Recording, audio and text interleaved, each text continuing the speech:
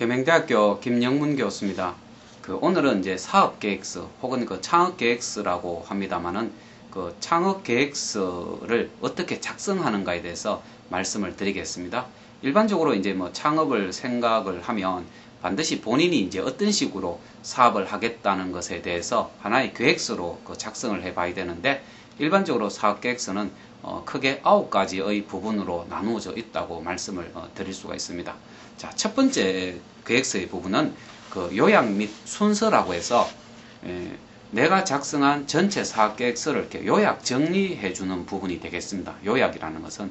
그 다음에 순서라는 것은 사업계획서의 어떤 목차를 말하죠. 사업계획서의 주요 부분이 어떤 것들인지 하나의 목차 또는 리스트를 말하는데, 이 요약 및 순서라는 부분이 제일 먼저 나오게 되는데, 사실은 매우 중요한 부분이라고 할 수가 있죠.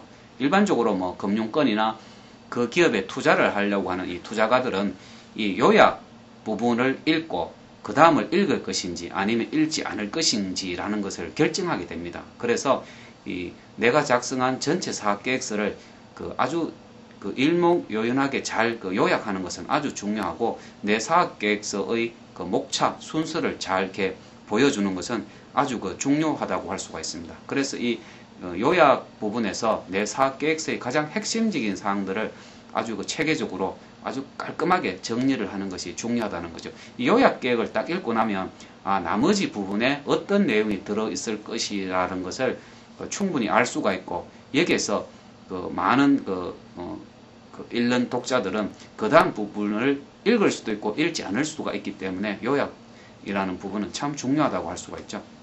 자, 그러면 두 번째 부분은 뭐냐면 회사의 소개 및 조직에 관한 내용입니다. 우리 회사가 어떤 내용인지, 실제로 우리 회사가 어떤 조직으로 갖추고 있는지를 나열을 하게 되는데, 여기에는 또 여러 가지 내용들이 포함되어 있습니다. 보시면 회사에 대한 개요, 즉 기업의 이름이라든지 기업의 형태, 또 아니면 설립 예정 지역, 주요 생산품 등 이 기업에 대한 개요, 소개를 하는 부분이 있고요.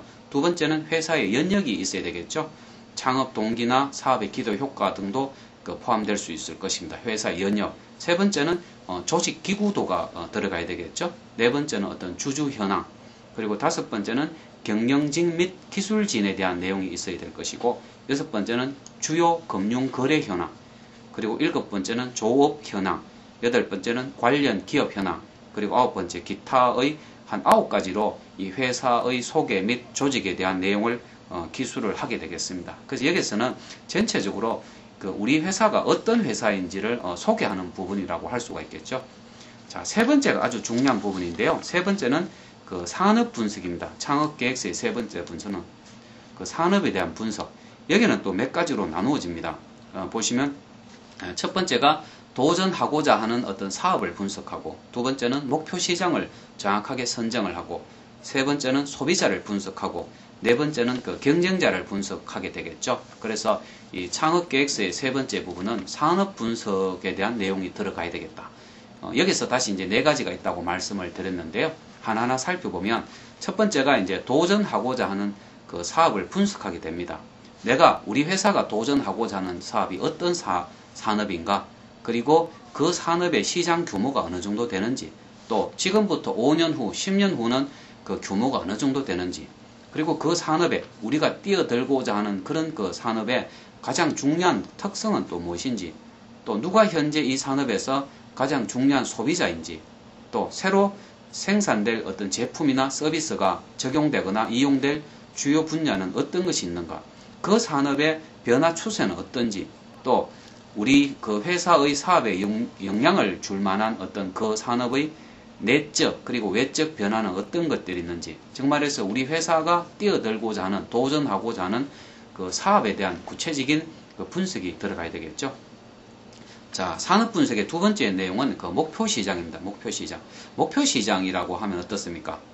우리 회사가 대상으로 하는 어떤 시장, 우리 회사가 사업을 하고자 하는 그 시장을 우리가 보통 이제 목표 시장이라고 하는데, 일반적으로 니치 마켓, 틈새 시장이라는 그런 용어도 쓰죠. 즉, 우리 회사가 뚫고 들어가야 할 시장은 도대체 어떤 시장이냐 하는 거죠. 그리고 어떤 소비자 그룹을 대상으로 제품을 만들고 어떤 마케팅을 수립해야 하는지, 또 누가 우리 회사의 제품을 구매할 것이냐, 그리고 소비자는 왜 다른 것을 사지 않고 우리 회사의 제품을 살 것인가, 또 경쟁자들은 어떻게 할 것인가. 즉 우리 회사가 뛰어들고자 하는 어떤 목표 시장, 우리 창업자라면 뭐 목표 시장은 그 연령에 따라 나누어 볼 수도 있을 것이고 지역에 따라 나누어 볼 수도 있을 것이고, 남자들을 대상으로 할 거냐, 여자들을 대상으로 할 거냐, 이렇게 그 성별에 따라서도 목표 시장을 정할 수도 있을 것입니다.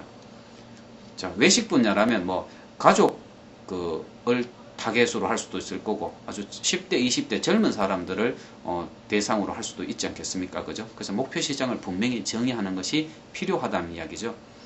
자, 산업 분석의 세 번째는 소비자에 대한 분석입니다. 소비자. 수요 계층이라든지 소비자의 소득이라든지 나이라든지 소비자에 대한 일반적인 분석이 반드시 있어야 되겠다. 우리 회사의 제품을 구매할 수 있는 소비자가 어떤 소비자냐, 그 소비자의 특성을 잘 체계적으로 분석하는 것이 중요하겠죠. 그 소비자의 소득 수준이 높은가, 아니면 그 소비자의 소득 수준이 낮은가, 이런 것도 중요한 그 분석이 돼야 된다는 것입니다. 자, 산업 분석의 네 번째는 경쟁자에 대한 분석이겠죠. 우리 옛말에 뭐 지피지기면 100점 불태다. 예, 적을 알고 나를 알면 100번 싸워도 위태롭지 않다 하는 이런 이야기가 있습니다. 그래서 우리 소비자는 우리 경쟁자, 어떤 우리 그 회사의 제품을 그 직접 소비하고 또 구매하게 되는 그런 이 고객을 공유하고 있는 경쟁 기업은 어떤 기업들이 있는가, 이런 경쟁 기업에 대한 분석이 꼭 필요하겠죠. 그래서 기존 경쟁자들 사이에서 이제 끼어들기 위해서 또는 새로운 경쟁자가 나타났을 때 경쟁자보다 우위에 서기 위해 가지고 있는 우리 뭐 어떤 색다른 것들이 있는가 하는 이런 것들도 경쟁자의 분석에 꼭 필요한 요소라고 할 수가 있겠죠. 그죠? 자, 상업계획서의 네 번째 부분은 바로 이 마케팅에 대한 계획이라고 할 수가 있습니다. 마케팅은 일반적으로 뭐 4P라고도 보통 우리가 이야기를 하고 있지 않습니까? 프로덕트, 제품이죠. 제품에 대한 어떤 그 계획, 또 프라이스, 가격에 대한 계획, 프로모션, 판매 촉진에 대한 어떤 계획, 그리고 플레이스, 유통에 대한 정책, 이런 것들이 아주 중요한 내용으로 들어갈 수가 있다는 이야기죠. 그래서 제가 지금까지 우선 그 말씀드린 창업계획서의 네 가지를 그 말씀드리면, 이 창업계획서에서는 첫 번째는 요약 및 순서라는 부분이 있어야 된다. 전체 창업계획서를 요약하고 창업계획서가 어떤 내용으로 이루어져 있는지 하는 그 목차들을 나열하는 그런 순서 부분이 있고, 두 번째는 회사의 소개 및 조직에 대한 내용이 들어가게 되겠죠.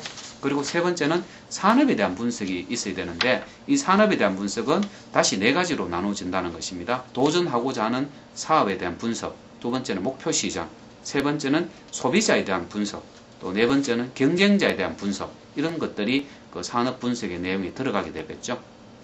그리고 네 번째, 이 창업계획서의 네 번째 부분은 마케팅에 대한 계획입니다. 그래서 여기서는 뭐 보통 4P라는 전략을 가지고 그 마케팅에 대한 계획을 하게 되겠습니다.